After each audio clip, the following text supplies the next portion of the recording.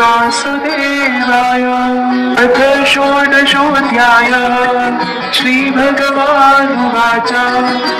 अभयं सत्त्वसंशुद्धे ज्ञानयोगव्यवस्थितिः दानं दमश्च यज्ञश्च स्वाध्यायस्तपार्जवम् अहिंसा सत्यमक्रोधस्त्यागः शान्तिरपैशुनम् दया भूतेष्वलोलुप्त्वं माधवं वीरचापलम् तेजः क्षमा धृतिः शौचम् अद्रोहो नातिमानिता भवन्ति सम्पदं दैवीम् अभिजातस्य भारत दम्भो दर्पोऽभिमानश्च क्रोधः पारुष्यमेव च अज्ञानं चाभिजातस्य पार्थसम्पदमासुरीं दैवी सम्पद्विमोक्षाय निबन्धाय सुरीमता मा शुचः सम्पदं दैवीम् अभिजातोऽसि पाण्डव बहुभूत सर्वो लोकेऽस्मिन् दैवासुर एव च दैवो विस्तरशः प्रोक्त आसुरं पार्थ मे शृणु प्रवृत्तिं च निवृत्तिं च जनाना विदुरासुरा न शौचं नापि चाचारो न सत्यं तेषु विद्यते असत्यामाप्रतिष्ठन्ते जगदाहुरनीश्वरम् अपरस्परसम्भूतं किमन्यत् कामहेतुकम् एतां वृष्णिमवष्टभ्य नष्टात्मानोऽल्पबुद्धयः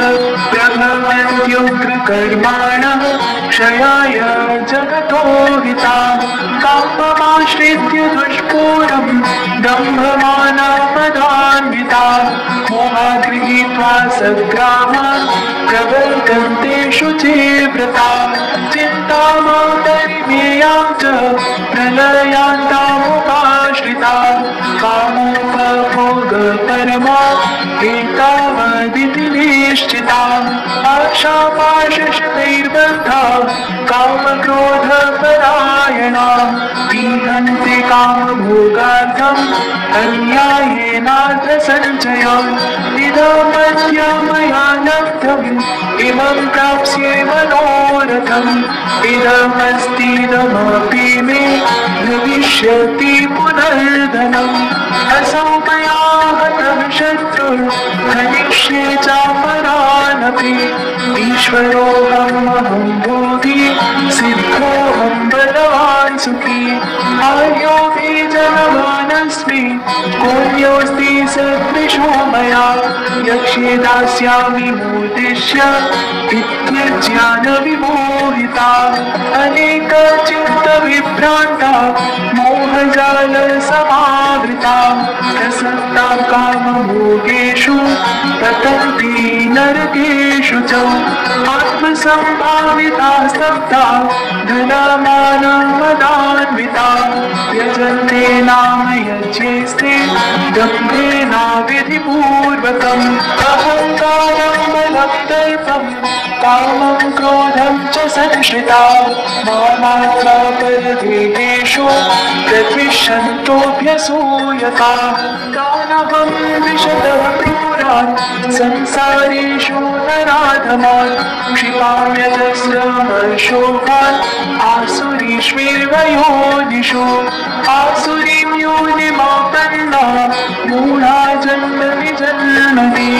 मामप्राप्यैव कौन्तेय ततो यान्त्यधमां गतिम् त्रिविधं नरकस्येदं द्वारं नाशनमात्मनः कामं क्रोधस्तथा लोभस्तस्मादेतत्त्रयं त्यजेत् एतैर्विमुक्तः कौन्तेय तमोद्वारैस्त्रिभिर्नरः आचरत्यात्मनं श्रेयः ततो याति परां गतिम् यः शास्त्रविधिमुत्सृज्य वर्तते कामकारतः न स सिद्धिमवाप्नोति न सुखं न परां गतिम् तस्मात् शास्त्रं प्रमाणं ते कार्याकार्यव्यवस्थितौ ज्ञात्वा शास्त्रविधानोक्तं कर्म कर्तुम् इहार्हसि। ॐ तत्सदिति श्रीमद्भगवद्गीतासु उपनिषत्सु ब्रह्मविद्यायां योगशास्त्रे श्रीकृष्णार्जुनसंवादे दैवासुरसम्पद्विभागयोगो नाम षोडशोऽध्यायः।